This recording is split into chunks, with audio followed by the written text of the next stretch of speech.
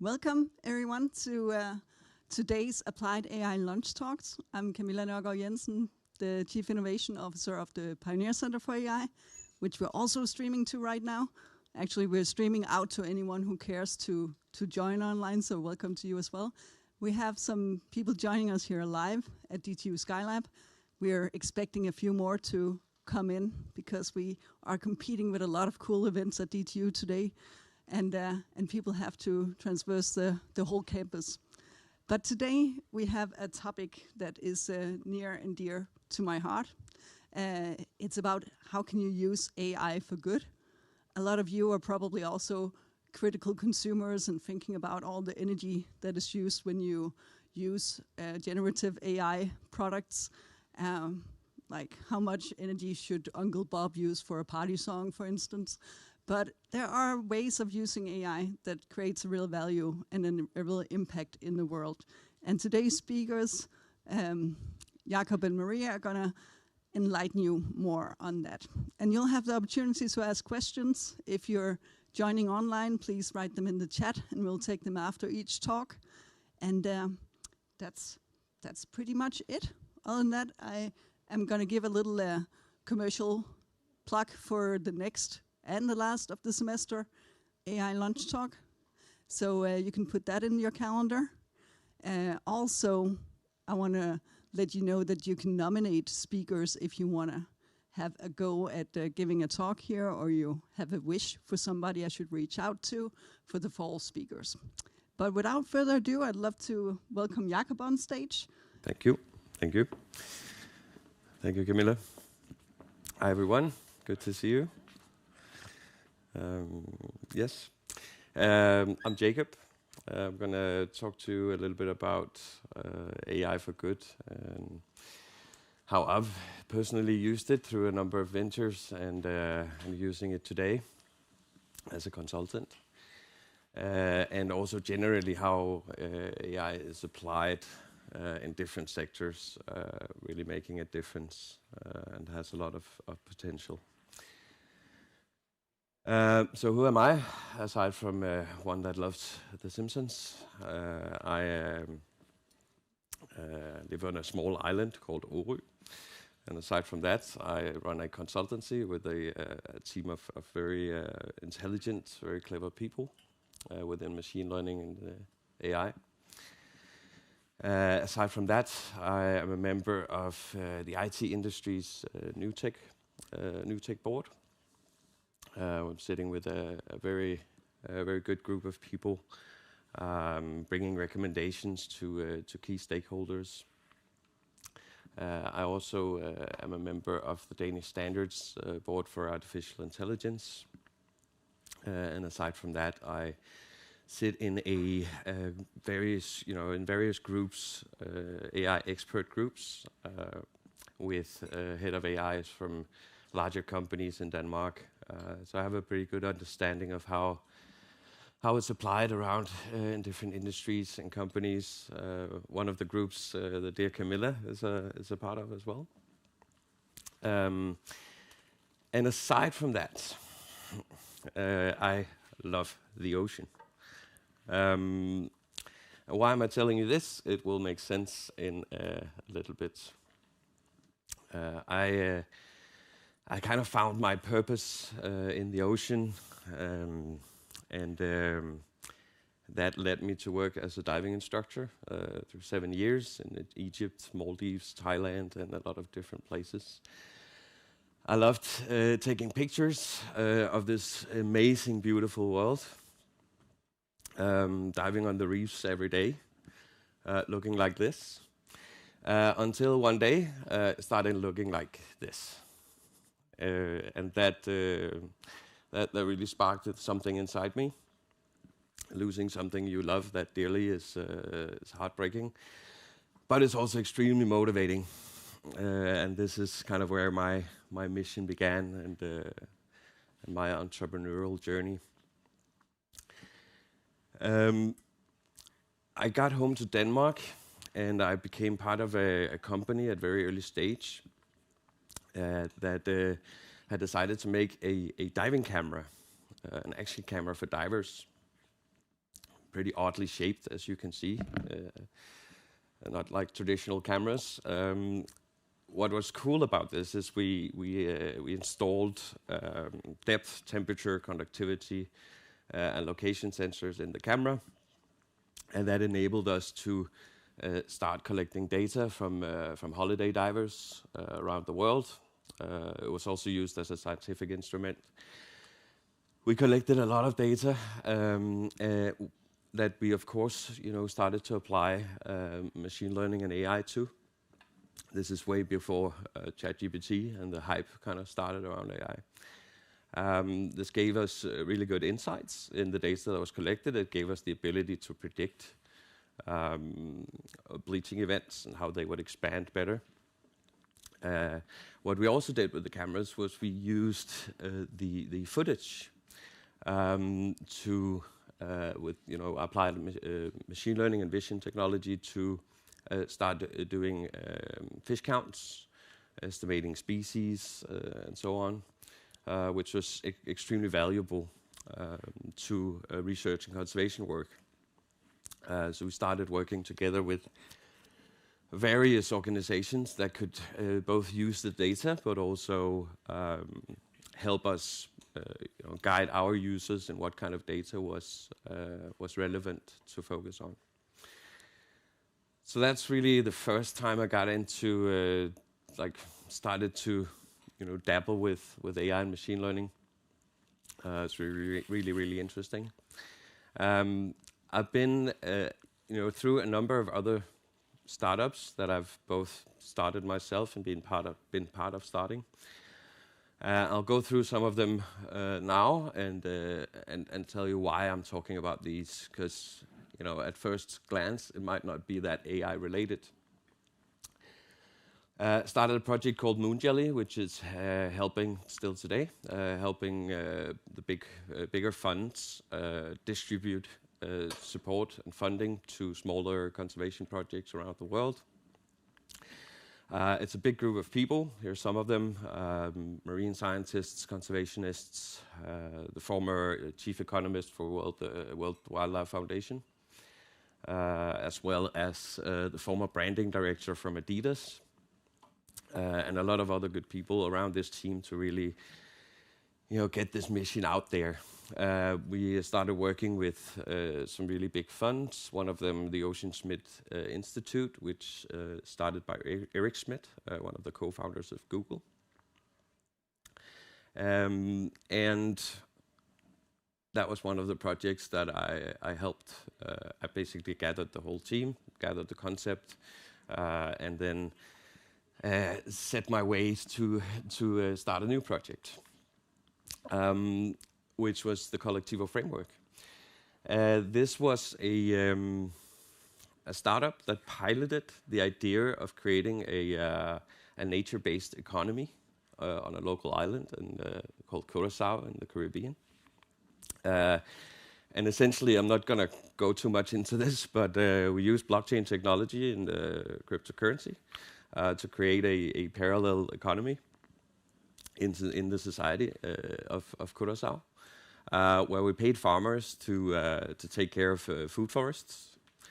That would, of course, drive produce. But then what we also did was equip them with the technology and knowledge to tap into the emerging carbon credit markets and biodiversity credit markets. It's a really interesting concept.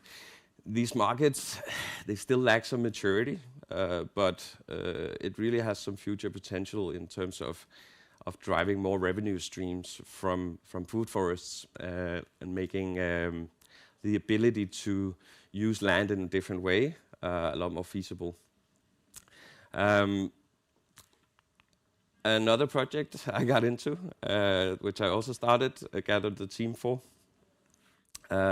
was essentially an investment fund that invested in natural areas, and the technology to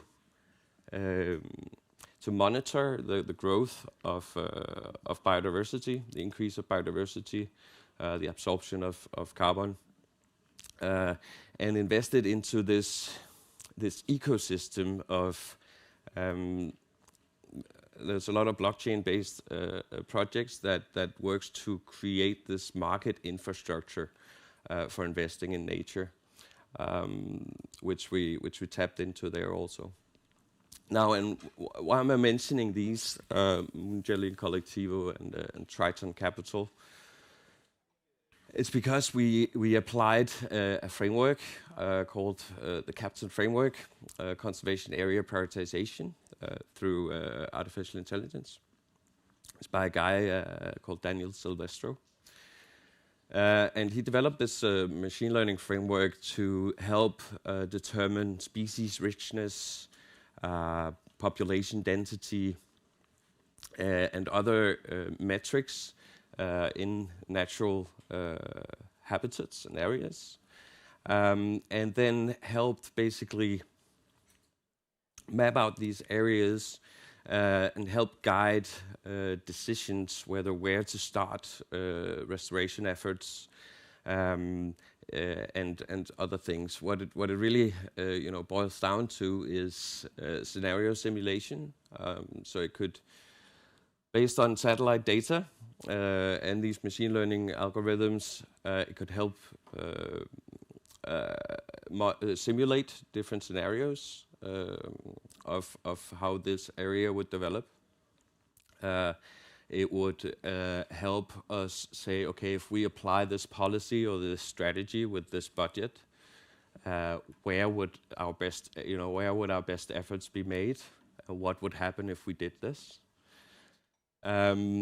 Prediction, how would the degradation of a certain area continue? So which areas would be relevant to protect? Which areas would be relevant to restore? Where would we get the most value in terms of natural capital? And then, of course, it would help us prioritize.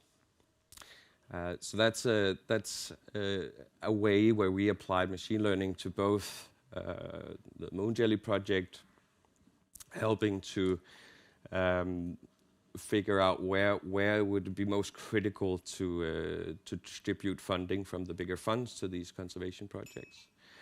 In terms of Collectivo, where would be the best areas to focus on food forest creation and natural restoration. And in terms of the Triton Capital Fund, where would it make most sense to invest in natural areas and work with restoration there? But it's not only about nature where AI can be used and is used today and will be used in the future. We see AI in healthcare. Huge opportunities there. A lot of them has already been realized for a long time with machine learning and AI.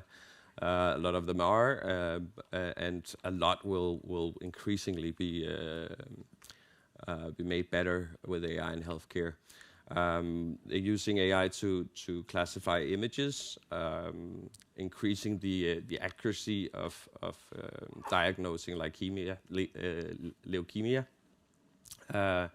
other types of cancer, blood clots, and so on. There's a huge increase in that. Also predicting stroke or assessing for stroke, merely by having a video interview with a patient.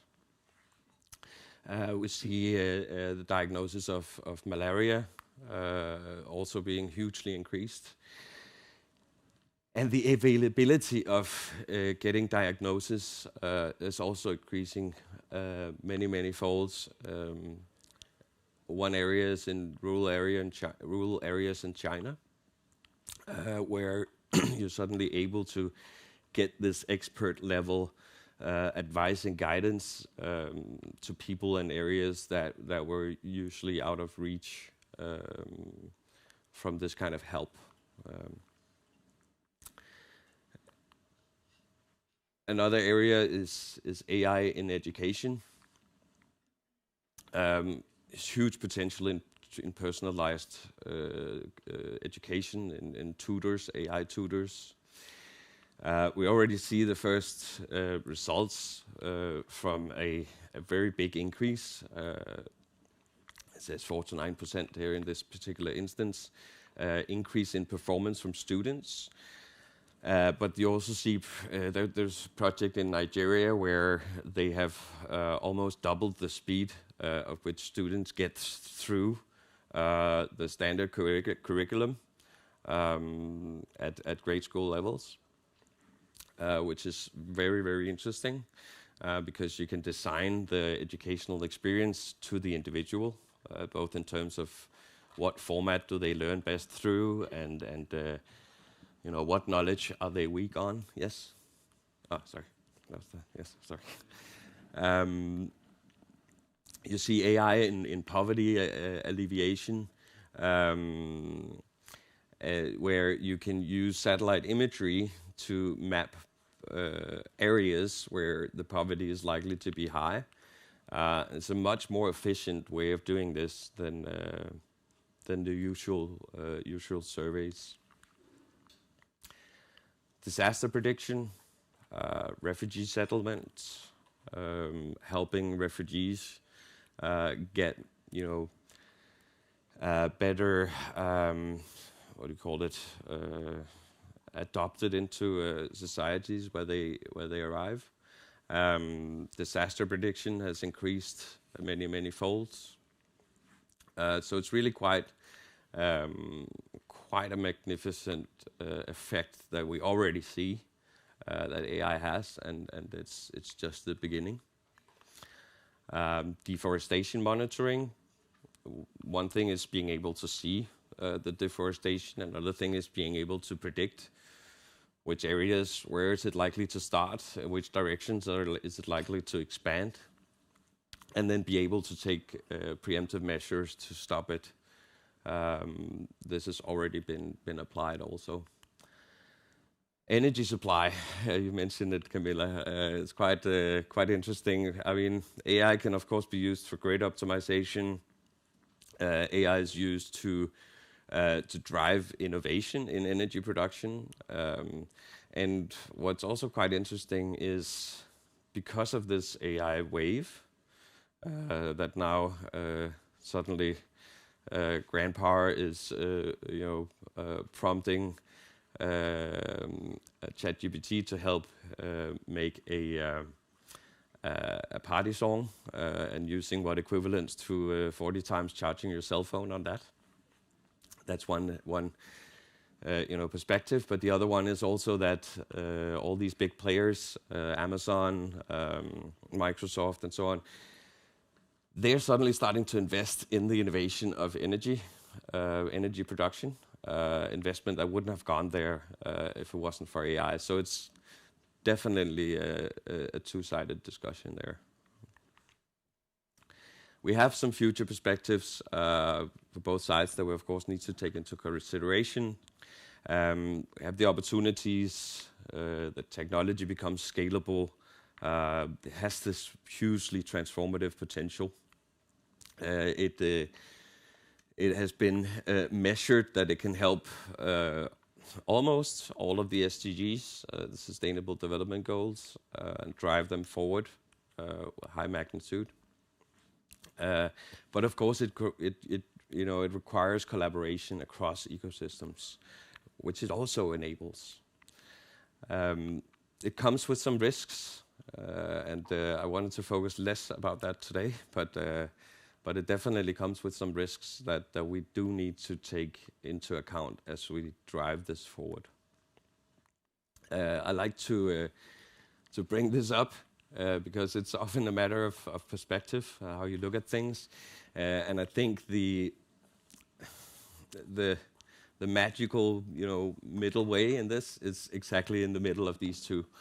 Maybe they need a mediator between them, or just sit down and talk together and see, okay, how do we actually create these amazing opportunities, but also having in mind the disastrous consequences that could come out of this if we do not proceed in a thought-through way. Now, what I'm doing today is I run this consultancy where we help clients with strategy. It's companies, SMEs. We help clients with strategy, employee education, and developing and implementing AI solutions.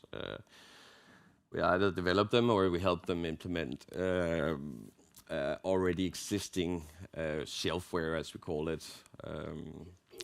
And aside from that, we've decided to allocate some of our manpower to help startups.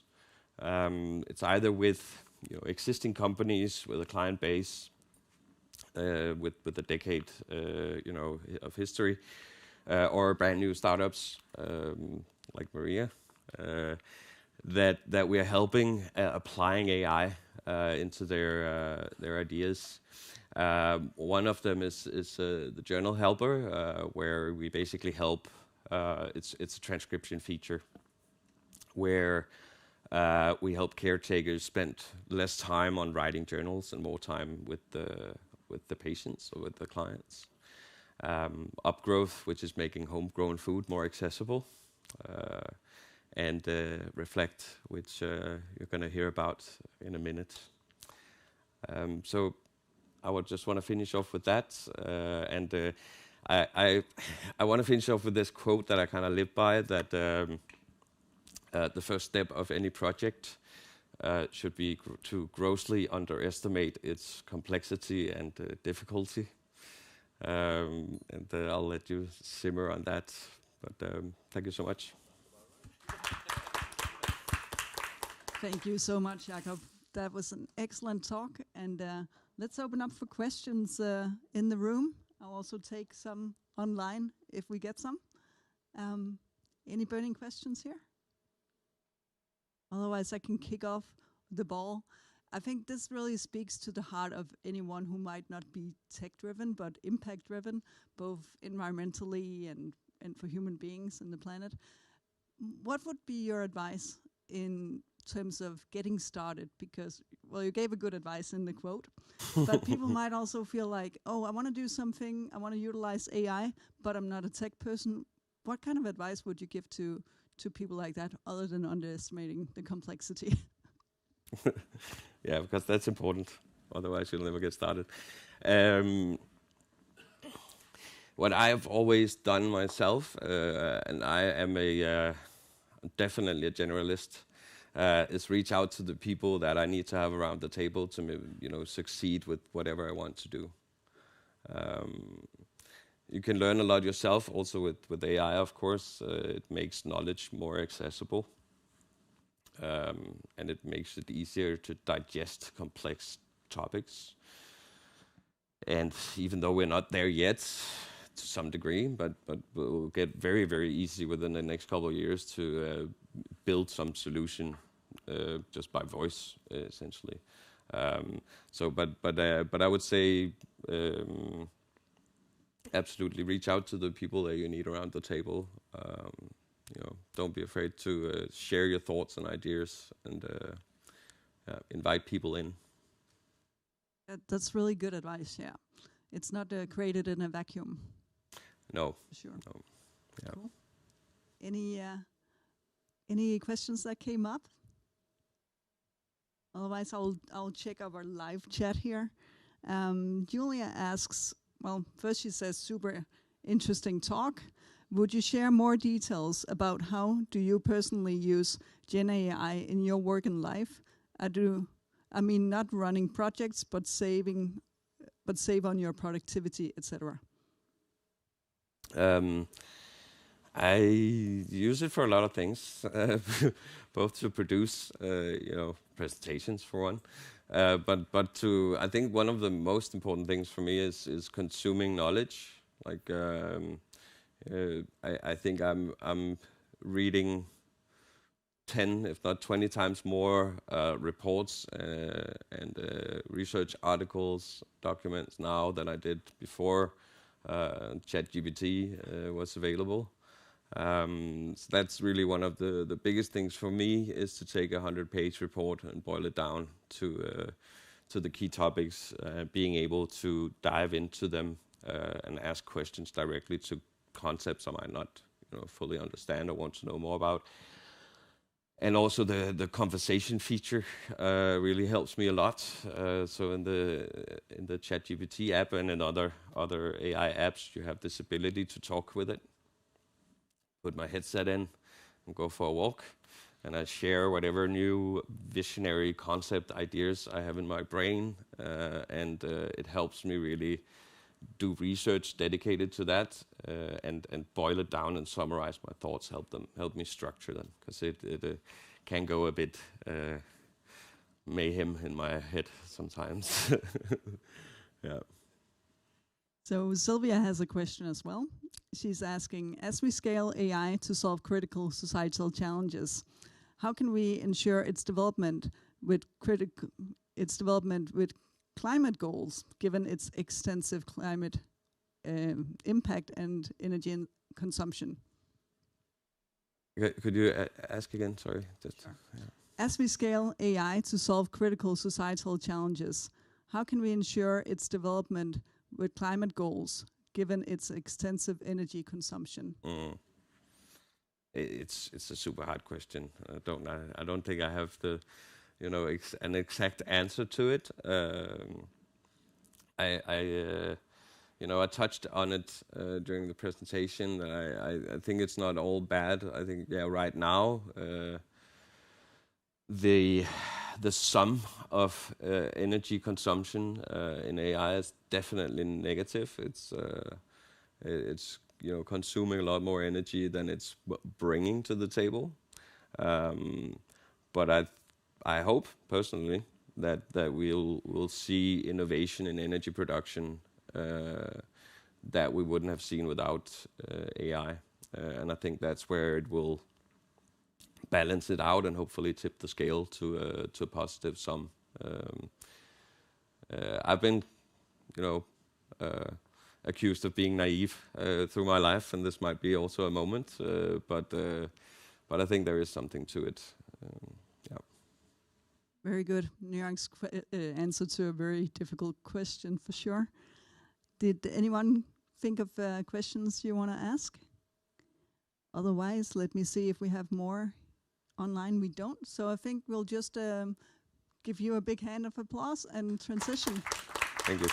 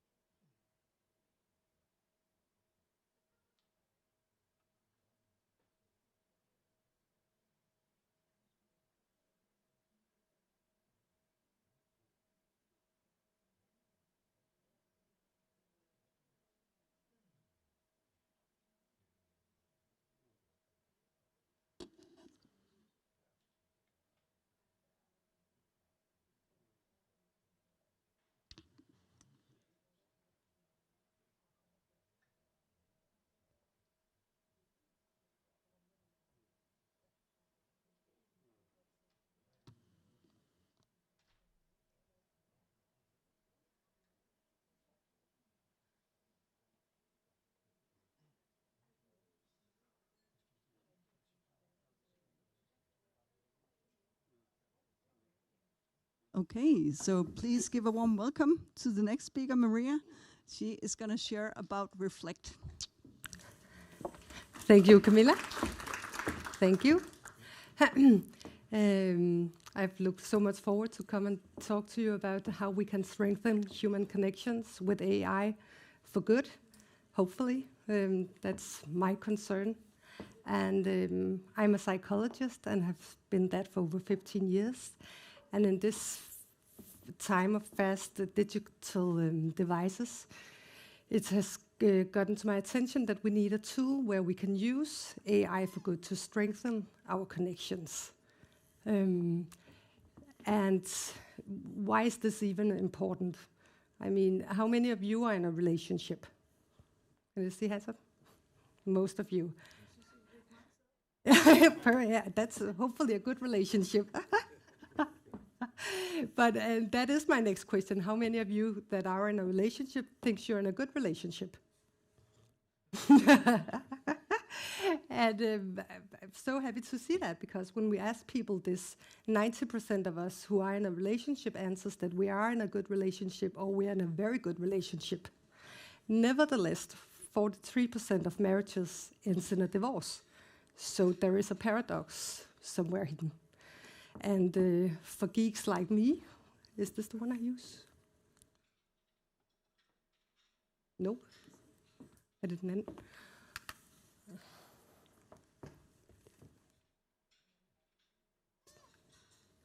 Ja, den virkede der. Tak. Every day in Denmark, 35 couples ends in a divorce. And it's not that I'm against divorces at all. I'm very much pro-divorces, if they're good. But I'm even more pro-good relationships. So, and the sad fact is that when you've heard Jakob and mine talk, then another couple is finalizing their divorce. So, and divorces have a huge impact on societies. So hopefully Reflekt is a qualified bit on how we can ensure that people will succeed with their couples. And I will explain this term a little more later. But using AI for good to enhance human relationships is that when people take the app, Reflekt, it's you start by answering some questions in the onboarding, which are based on psychological know-how to get to know you and your partner the best. So we can use the AI to send out prompts and communicative tools to enhance your relationship. And I think I have to start it probably. Yeah, so just to show you how the functions work, we both have inspiration for when couples are together and for when they're apart. And our Reflekt AI has been prompted to be with psychological guardrails, so you can't diminish each other. I will say a little more about this. For instance, just to show you how it works briefly, based on the onboarding, we can provide you with customized topics and exercises and tools where the AI, hopefully, we've tried to build it ethically, because that's a huge concern on my behalf. Right now, people are getting qualified help with their AI-generative talks. People are lonely more than ever. So it's easy to ask questions, and they actually get really good replies. I also use it, of course. But Reflekt must never replace human connections, because another sad fact is that especially our young people, when they talk to a ChatGPT, they get good advice on how they can maintain themselves also mentally, but pretty fast they can even get advice on how to do self-harm or even recipes for suicides. And as I mean, I'm used to having clients where I have to clean up after so-called therapists. I can't even imagine the cleanup after AIs. And so it's so important that we put up these psychological guardrails so we ensure that people get safe advice. And when they are training their couples, as we do in Reflekt, then it's on safe, in a safe manner. So how we hope that Reflekt will improve relationships is that when they have asked these onboarding questions, they will be led to this. At the onboarding questions, yeah, that's not that interesting.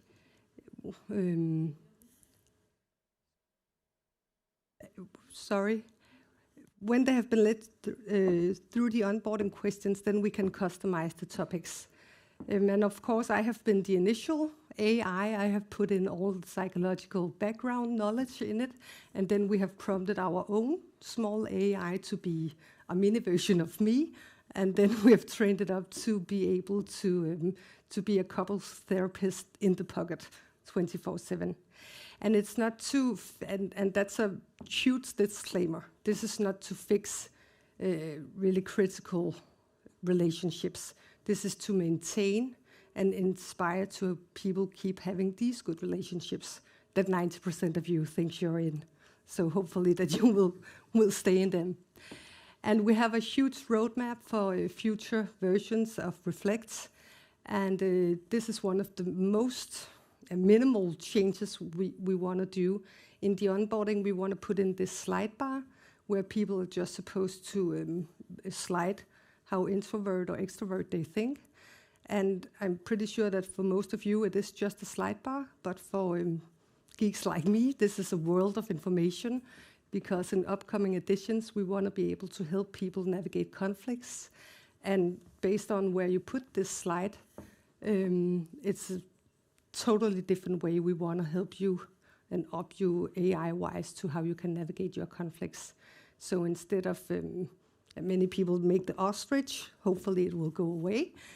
But I, for one, would like to inspire people to take the conflicts and grow with them, help each other through them, because then actually a pretty huge number of divorces could be avoided.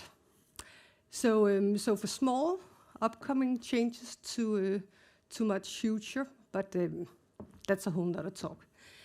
This is also why, hopefully, obviously, I think that psychology is so essential in the making of something as imperative as trying to guide people to have better relationships. But that's not only where we end. We also, in 5 and 10 years, we actually think that if we train people in having better relationships, it will have societal impacts. Because if people change their couples, if you can see this couple do, couples, what we mean by that, if you change your couples, it is that you have a warm tone, you're respectful, both in what you say, but also in how you say it. Have you tried to talk with someone who rolled their eyes? That's not part of couples. Let me just say that. So, and when people get to know that, our kids see it. You all know it's a monkey see, monkey do. Unfortunately, our kids don't do what we say, they do what we do. So if kids grow up in homes where parents are respectful, warm, they bring it out in their world. We bring it to our work, we make better decisions, both work-wise and in our personal lives. It gives us more energy, and that, of course, will also have a societal impact in a longer term. So, my dream is that we have a future where technology will strengthen our human connections. And that's why I think that Reflekt is more than an app. This is a tool that can help us create deeper and stronger connections with people we love. And it is a part of the future where we can use technology to enhance our relationships and our overall well-being. But with AI, we have the opportunity to create this lasting change. But it is so important and crucial that we do it responsibly. We can't just put people out there in the AI-driven world with no psychological guardrails. It's important that we have the talk, we do the groundwork. Also, this has taken the last 2 years of my life, and that's just by building it. It has been in my head for the last 5 years. So it's not a quick fix, and it's certainly not a one-size-fits-all. Even though that everybody, of course, can talk to AI, then hopefully there are different parameters on how good the AI will guide you and help you. So you don't have to read all the thick books and understand all the complex theories, but have a tool available that will prompt you in the right direction. So, thank you for your attention. Yeah, any questions?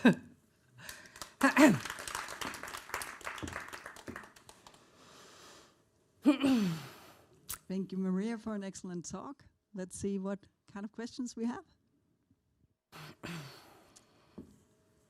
Otherwise, I will come up with one on the fly. So I take it that you're not a tech-driven person. I think that's obvious, but yes. What has been some of your experience in terms of getting started on something that felt outside of your comfort zone? As Jakob also mentioned, to get the right people to the table. How did you do that?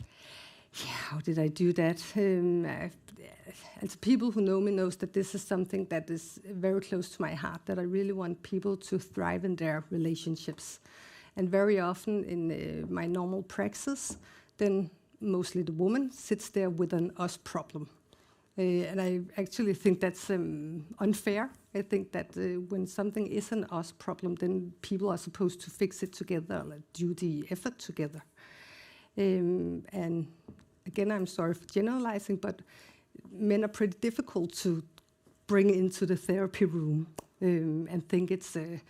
when men hear the word couples therapy, they think it's equal a divorce. And I mean, if they don't get the inspiration and do the work, then yes, you're more likely to get the divorce. So what if we could make something that would get people to see, okay, it doesn't hurt. It's not that difficult. It's actually really small things that can do it. So I started to talk about this and ask people, meet different. My husband is in the tech business, so he knew some people, and some of them thought it was a good idea, and then we got started. So kind of a snowball effect. Yeah, just a snowball out there effect. With the idea and asking people for introductions as well. And see that the need is there. It's real. I think, who was it that said that sex has come to stay? I think relationships are the same. I know today the young people have situationships, but still, it's still a relationship, potato, potato. So do it good and do it properly. Train your couples. Many of us have only had our parents, the bonus parents, to teach us how to interact at home. And let's be honest, also that's not always the best role models. This is my area of expertise, and fortunately people have different areas of expertise, and when these two things can melt together, and then it's much easier to use AI for the good, and in a fun and inspirational way, I hope.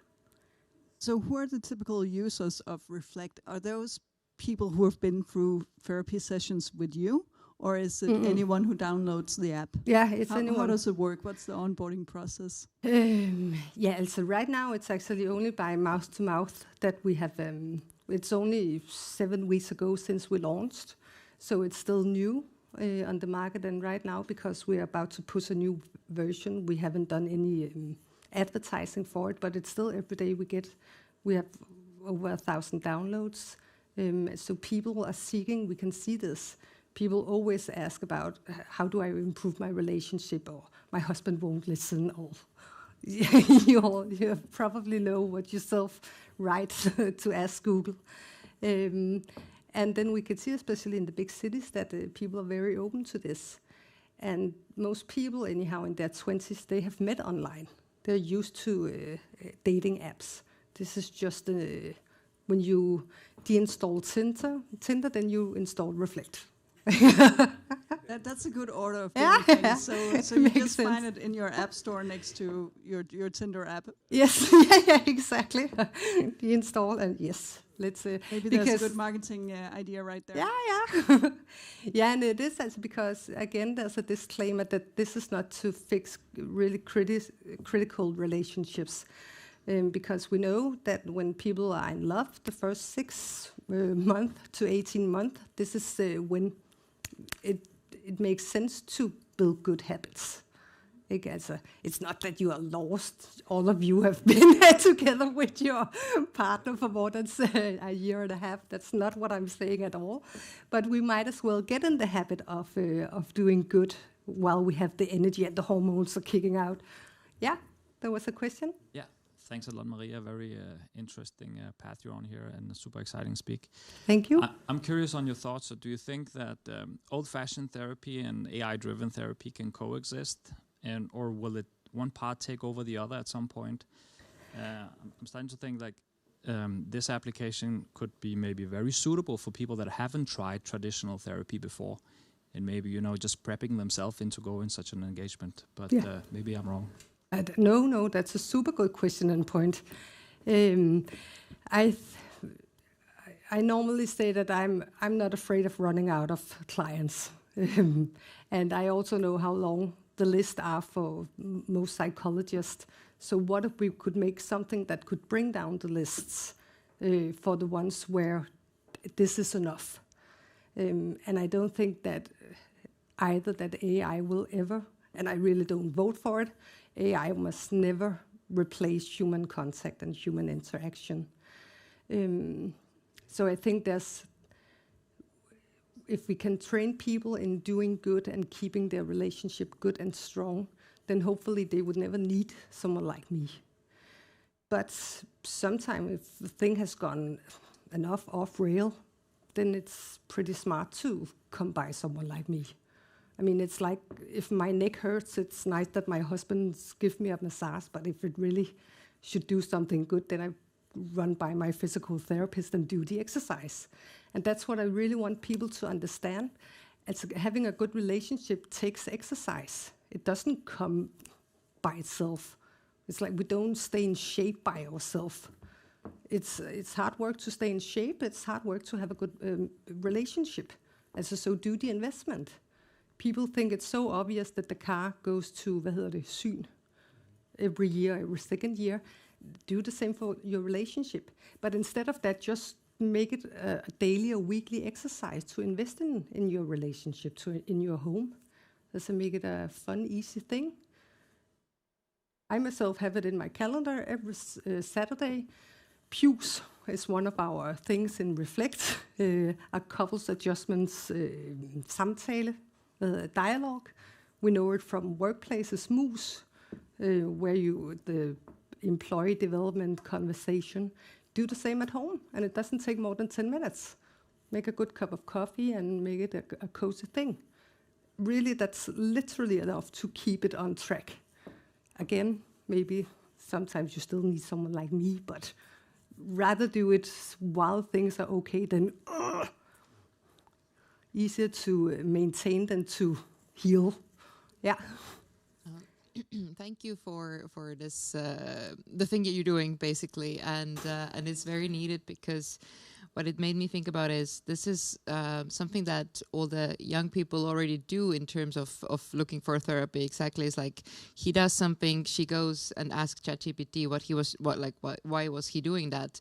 So Exactly. So that's kind of what I'm thinking. Does the app allow sort of a joint discussion or kind of joint answers, so that when then ChatGPT says something, interprets, then he also knows what they said? Because what I've heard, like having people having discussions is like, I trust my ChatGPT more than I trust his opinion, and that's kind of not helping the relationship. So is there like a joint sort of that both can see what their partner is up to, or how does that work? That's not yet, but that is in our future versions. And so that is really a huge wish for us to get this. Because, as you say, as people use it as my ChatGPT says you're not very supportive right now. But there are so many ethical things combined to this. Also, if you wanted to be able to listen, can you just say, Reflekt, please listen in. We're having an argument and we need you to tell us how to go. Because I'm super pro arguments, as in love arguments, when they're done properly. And again, that takes something for people to learn, because many have learned that arguments are very loud or some cave or whatever, and that's not how arguments are supposed to be. So when in the future we make Reflekt with, here you can listen in now, and now we can opt you in what way to go. Super interesting, but that also leads me to the follow-up in terms of more geeky and technical parts, the privacy issue of using the AI. Like, how have you in the current version sort of solved the how much people give in, and then how do you store, and what kind of data is used then to train the model, or how did you kind of get started with that question? Yeah, fortunately, the first team of tech developers were, as a well-chosen, a Danish company who met all the criteria for GDPR, etc., etc. So we have, of course, the long list of terms for use, which you obviously have to click off, like in all other apps, I guess. Yeah. We have a couple of online questions as well. Julia says, first of all, a fantastic idea and very well done. Then she is curious, would you share more on your commercial model and development plans? How many users do you have, if you can share that? Yeah, also developmental plans are in our roadmap. And right now we have some adjustments we're making, so we will be able to make what lies ahead in the developmental plan. Right now we have on our social media, we use it as a training lab for how we make the monthly Reflekt, where we have different topics that people can opt for, what they would like us to share our thoughts on. Right now it's family. Last month it were communication, so we do these because that will be part of the app, and where people will have a whole training course. If we say that, we can choose the communication, then there will be different webinars and there will be different quizzes. There will also be articles, also small things you need to read.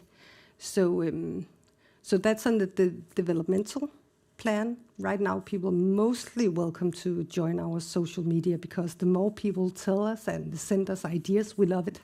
Because right now, it's mostly my experience and my know-how in this area. And I do believe that it's huge and long-lived, but still, the more the better. And can you speak a little bit to the commercial plan? Like, what's the business model? So what's the business model? Right now it's to get our subscription to work before we do more of that part. So when I'm a little reluctant on answering this, it's because that's a pretty big thing we're working on right now. Yeah, it's a subscription model. Yeah, no, yes. Yeah, that okay. I can say yes. Very cool. I have one more question here online. One of a fun thing in our subscription is that it will be cheaper to be there as a couple than as a single user. And that's because we can see that 75% of our users are there alone and only 25% are there as a couple. And I love getting the data from our backend, because at first I was, what? This is not how it's supposed to be. But then I was like, wow, this is exactly what it's like in my office. People sit there alone and trying to fix their problem. So it's like, okay, of course, Reflekt should be for single users also. But in a way to try to push the other part, men, I have tried to make it. I was to ask if you had any gender data, but I guess you do. We have a little gender data, yes. And it aligns with reality, I think, very fine. So I think this might be the last question we have time for. One of our viewers says that AI has done an amazing job in terms of helping with her mental situation, but it's not like talking to a human being. Is there a way that you could imagine AI could evolve to feel more emotionally connected while still being safe and grounded? Yeah, I think, yes, I believe that is possible. But I think it's a huge responsibility, and it is so imperative that we try to be one step ahead and really take it serious, and not just it doesn't come by itself. This is really something that all of us with different know-hows need to team up and figure out how we can do so it's safe for people to use. There are too many lonely people, so the more we support collective environments, as starting in the small, reflect in the home, and then build it out. And I think that AI can be a huge part of that. Do we have one more question in the audience? That would buy me some time to get the slides back up. So, okay, I will just take the time to get the slides back up. And other than that, you can give Maria a great round of applause. Thank you so much. Thank you.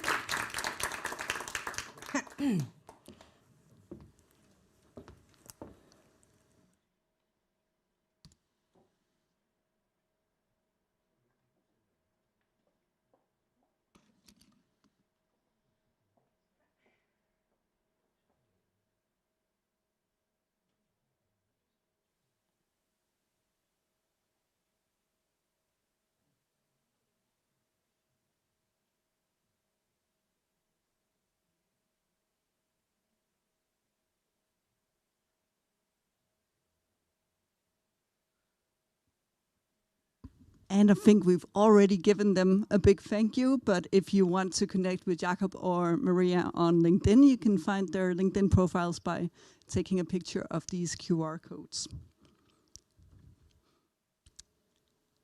And I also promised that you'd have a say in who's going to be the Applied AI Lunch Talk speakers in the fall. You can start nominating them now. We have an intake form that you can find through this QR code, or you can just send me an email on camgen@dtu.dk.